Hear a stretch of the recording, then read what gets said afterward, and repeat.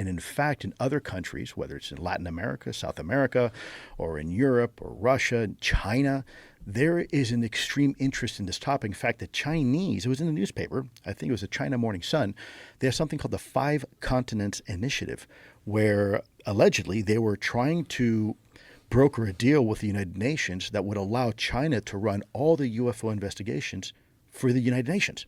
Right. So we also know that Russia, they've come out and said, yeah, we're interested in this topic. There was some released old KGB footage that showed MiG interactions with these UAP. And there's also in Latin America, you have the same thing.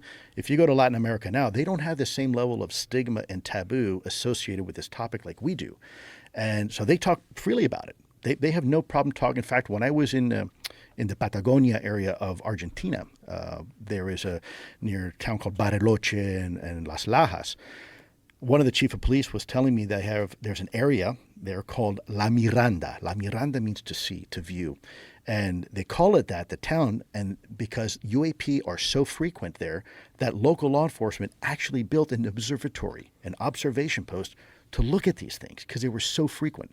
So this is not a new phenomenon. This is something that's been around for quite a long time. The problem is, in my opinion, and I could be wrong, but this is my assessment, the reason why it's so difficult to have the conversation here is because our government had placed so much emphasis and interest trying to stigmatize this topic that it almost worked too well. Now we're at the point where we should be having this conversation and people still don't want to because they think it's crazy.